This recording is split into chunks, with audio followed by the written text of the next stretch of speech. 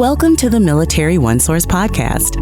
Military OneSource is an official program of the Defense Department with tools, information, and resources to help families navigate all aspects of military life. For more information, visit MilitaryOneSource.mil. Welcome to the podcast. I'm Bruce Moody. We're always pleased to have on the podcast the Sesame Street Workshop. Joining us today is Tara Wright, who is with the Sesame Street Workshop. Tara, welcome to the podcast. Thanks for having me, Bruce. You know, Sesame Street is one of those streets that needs no introduction, but I would gather to say that most people are less familiar with Sesame Workshop, the folks that bring you Sesame Street. So let's just begin there. What is Sesame Street Workshop? Right. So Sesame Workshop is a global impact nonprofit educational organization. So we actually work in many, many countries across the world, and we bring you not only Sesame Street, but we have productions across the world, but we also have social impact content, both domestically here in the States and abroad. And we try to create resources for the youngest children, right, that age group of 2 to 5, 2 to 8, going through really difficult situations. So you'll find our work helping children in refugee camps. You'll find our work helping displaced families due to conflict. You'll find our work on the border, helping migrant children and families. And then you'll find our work here in the States. We are helping children who are going through really difficult things, perhaps experiencing life in foster care or experiencing homelessness for a time. Those types of tough topics we like to address with child-appropriate, developmentally appropriate resources for the children themselves and for their caregivers and the providers who support them as well. I've been to your offices in New York City, and I could tell you, you would want to work at Sesame Street Workshop. It is the most stimulating, creative, juice-flowing place I've ever stepped into. And just as you're describing, as you walk from one set of the office to the next, you see those different communities that are being served. So let's bring it around to military families. So you have Sesame Street for military families. Give us a quick overview of what that is. That's right. Well, I will say the office is a very special place. I'm actually based in Tulsa, Oklahoma now, but we spent several years in New York City and then Virginia. I'm actually a military spouse myself, so that's kind of how I ended up back home closer to family, just so I'd have a little bit more support while my husband is away at training and things like that. But of course, we also support military families through our Sesame Street for Military Families initiative, and it's obviously an area that's close to my heart. But this initiative really started, I think we're at 17 years now. So it's been a long-standing initiative, one of our pillars of content. And it really began kind of in the aftermath of 9/11, when so many families were experiencing multiple deployments and some homecomings.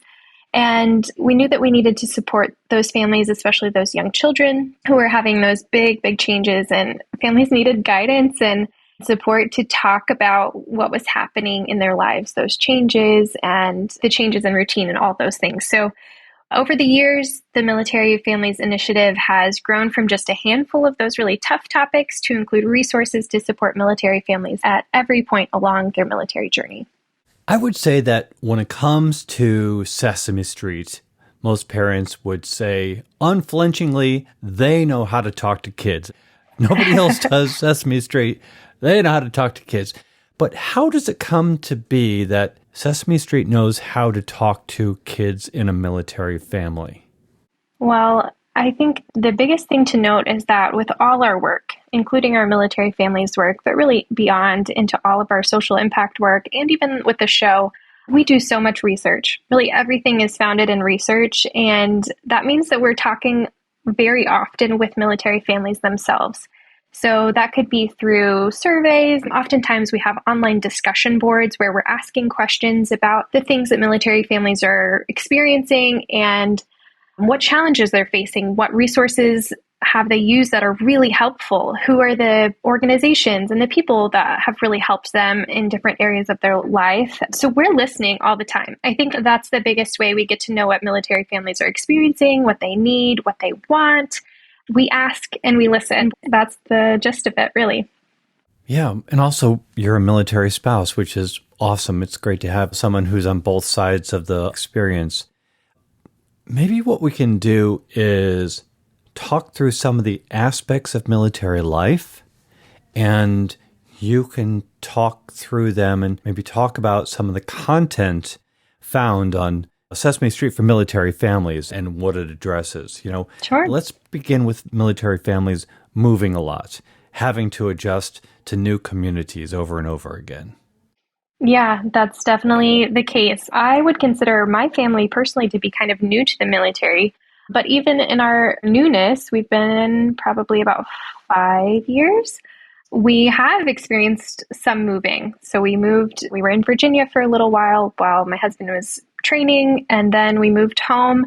And of course, he travels monthly. He's a reserve officer. So he travels monthly, sometimes for several weeks at a time. So the thing that I've learned personally about military life is that even if you're not PCSing, that sort of consistent change, right? Constant change or expectation that things could change without really clear timelines sometimes, or very last minute timelines, can be just something that kind of underlies your sense of how you live your life. So I think that's a really common experience, and I think it can affect military families in many ways. So if we're thinking about more traditional PCSing and you're moving every 3 years or so to a different place, for young children especially, that can affect how they feel rooted in a place and find their sense of belonging and identity.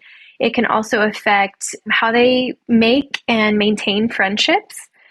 And for parents, of course, it can cause some feelings of disconnection or just feeling reluctant to maybe plug into their broader community. So in terms of moving, there are a couple of topic pages that I would recommend families look into, and you can find all of these at Sesame Street for militaryfamilies.org. But of course, we have a topic page all about relocation. So you can visit that, you can watch some videos. There's actually an app that we have called The Big Moving Adventure. So you can download that, and it kind of takes you through the process of packing and looking toward your new community with expectation and excitement, and kind of building some things to be excited about as a family, and kind of make a plan of how you're going to plug into your new community and how you're going to retain the connections that you may have in your community at the time. So how are you going to keep in touch with friends? How are you going to use this experience of moving as a real strength and an asset for your family? So those are some themes. There's also one of our more recent topics is around family and community bonds. And in that topic, we talk a lot about making the effort to plug into your community, even if it's just a community that you're going to be in for a little while, why it's worth the effort to find those connections and find people who can support you and that you can support in turn, because we also know that thinking of others and serving others can add to your sense of well-being and purpose as well. Two more that I would point out on this topic would be transitions in healthcare. When you go to a new community, you have to kind of set everything up from scratch. You have to find new providers and new healthcare teams. So we have resources around that and just helping kids get ready to go to the doctor and things like that. So that would be a good topic as well. You bring up so many great points that we could just go in all different directions. And you mentioned the word traditional, like traditional PCSing. And, it's interesting because more and more, year after year, military experiences for individuals are anything but traditional. And so your husband, for example, he's traveling a lot, but it's not technically a deployment. And I almost want, and we really can dive into this as a whole episode, but what if we substitute the word deployment for simply being away? Because sometimes it's school, it's training, it's field work. A lot of times people are on the same installation, but they're out in the field training, and it's the same as them being on the other side of the world. And I love the fact that Sesame Street for military families can really get into the life experiences of military families as they really are today. And maybe you could share with us some of the unique factors experienced by the National Guard and Reserve community. Sure. So like I said, I'm a Reserve family. Yeah, I think you put it really well that the travel is anything but typical, except that we can expect that it's going to happen. So My husband will go anywhere from 3 days to 5 days on a pretty regular basis. And then he'll have training. So he's headed out actually on Sunday for a few weeks to support a different unit. So kind of out of our typical routine, but again, expected because we know that they can be called up for all kinds of reasons. So I think that it's hard to put into words how that experience feels as a parent and for our children. I have 3 boys, 5 and under. So they're really in the Sesame sweet spot here. And it's interesting to kind of explain to them in ways that they understand how their dad is going to be gone for a little while. And I think what the biggest effect it has on us, for instance, is really like how our routine changes while he's away. So we kind of have routines when he's here, and then we have different routines when he's not here. And that's kind of routine for us. We kind of know what to expect at this point. We know that drop-offs from school are going to be different. Pickups are going to be different. Maybe my parents who are in town as well can pitch in a little bit more. We often have more friends over when he's away, like around dinner time, which is kind of an unusual thing when he's here. We don't have as many families over for dinner, but I find dinner and bedtime to be difficult as a solo parent. So we'll have families over to kind of ease that burden and just kind of fill in some of those gaps. So I think that that's a way that this particular life experience feels. It can also be difficult for National Guard and Reserve families because they're often disconnected from the base or a military community. For instance, my husband, his unit is out in Boston and I'm in Oklahoma. So that's a big difference. We're not getting to know the families necessarily that he's working with and making friendships with. So there's some disconnection. I think there's also disconnection from just resources that families might have if they're closer to a base. So there's that kind of disconnection, but there's also a sense of pride. I think there's this disconnection from the military community, but there can also be that disconnection from your civilian community that you might be living in, because there's not that many military families, it feels like, and not everybody really understands that experience. In one of our latest topics, we have a video that we did, and May, who is Elmo's mom, I don't know if you guys know this, but Elmo is a military child, and he's featured in all of our military families' work, but specifically, specifically his dad, Louis, is in the National Guard. We were able to kind of make that official either last year or the year before. So we have a recent video of May, who is solo parenting at the time. Louis is off at training, and we really are able to model just showing that she's taking on a little bit of extra things that he normally helps out with. And we see one of the community providers, Elmo's art teacher, kind of pitch in and encourage her, that she's got this and that she can take care of Elmo for a little while. So we're really able to model how community can pitch in, especially like a civilian community, just by, when military families just express what they're going through, kind of tell their military experience. I think even whether they're military or not, people really want to help and they may not know how. So that's another thing. I think reserve families, especially National Guard families who have this kind of strange routine can talk about their experience a little bit more. And that really helps others step in to fill those gaps. I'm retired military. I was active duty. I say this just about every time I get the opportunity to speak with people who are in the Guard and the Reserve. I was active duty. I had one job in one life, one community. You have this split existence, and it's not easy. And it took quite a while before I was really exposed to just how challenging life in the Guard and Reserve can be. Strengthening bonds within the family and within the community are so incredibly important. With that, I want to ask a question about what you offer through Sesame Street for military families.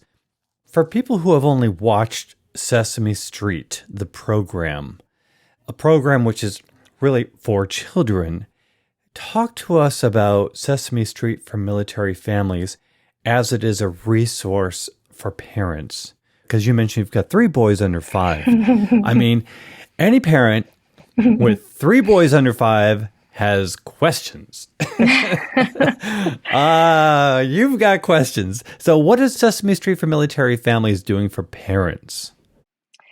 That's a great question. Thank you for asking. Yeah, what are we doing for parents? I think the biggest thing is we're providing a mirror. So we're really allowing parents and whole families to see themselves in our resources. So hopefully they see themselves and their experiences reflected in the videos that we create, and that helps them feel less alone. It helps acknowledge some of the sacrifices and challenges that they do go through. And I do hope it helps them recognize their strengths. At Sesame, especially Sesame for military families, we always want to take a strength-based approach, and we want to be encouraging. We want to help families really recognize all the good things that they have going for them and how to tap into those strengths to leverage them as a family to be the best that they can, no matter what challenges they're facing, whether they're really big or really small. So one thing that you'll see on the website particularly is that we have videos. Those are typically made for co-viewing.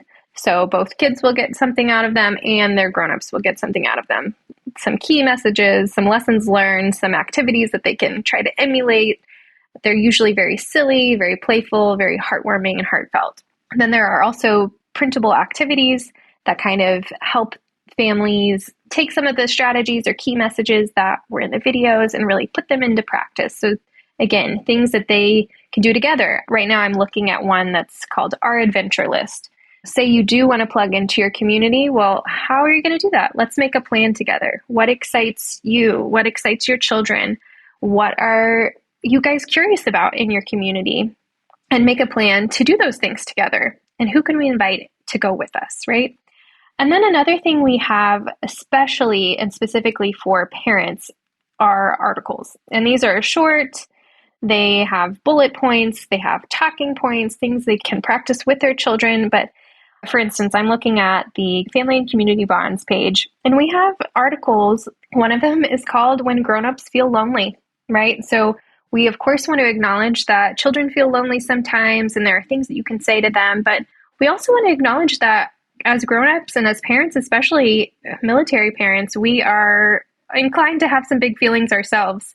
And so how do we talk to ourselves? How do we kind of cope with our own feelings, regulate our own emotions? And how do we just tap into the strength that we have to keep going and showing up for our children and for ourselves? So those are some things that we offer for parents on this website. We've covered a lot, and I want to wrap things up by inviting you to give a final pitch for Sesame Street for military families and just give us a sense of what you're working on now, what you think the next batch of materials for families might look like. Oh, I am deep into the work actually as we speak, and I'm not sure how much I'm supposed to share. Oh, I'm sorry. But I will. I don't want to get you in trouble. I'll just hint that parents can look forward to even more strategies and resources for them in their parenting, in their everyday family lives, some things that they can do together with their children to maintain really good relationships and positive, healthy habits. This next round of resources will really be helpful to families to support them in those day-to-day challenges and day-to-day joys as well. I think this is going to be a really fun set of resources coming up. Well put. But you're constantly moving forward and developing new material, even if you're not allowed to talk about it before you pull back the curtain. I get it. One last question for you, Tara. What is the typical way that people react to hearing that you work with Sesame Street? Shock and awe. It's funny. We used to live in New York, and in New York, everybody kind of has more or less interesting, fascinating jobs. You meet somebody and you're like, you do what? And people just think, oh yeah, that's pretty cool, but I do this. Like, it's pretty common Right. to meet people who are doing some really, really interesting things. And back home, the people are equally as interesting and lovely and wonderful. But there's not a lot of big global media companies based in Tulsa. So every once in a while, I'll say what I do. And it's usually a big smile and disbelief, and then a whole bunch of questions about Muppets. Of course. Yeah. Well, Tara, it's wonderful to have you on the podcast. I just want to say that we're going to put a ton of links in the program notes so people can find Sesame Street for Military Families is a great resource for military families. I also want to mention Military OneSource. It's something we're just so proud of. And Military OneSource really has that 24/7 support. You can call, you can chat. We're available for families who just need help figuring out the next step on things. So give Military OneSource a try. Give Sesame Street for Military Families a try, and you will have sunny days. See what I did? It was really nice. Very good. All right, there we are. See? Thank you so much, Tara. Really appreciate it. Oh, thank you so much. Thanks for having me, Bruce. Absolutely.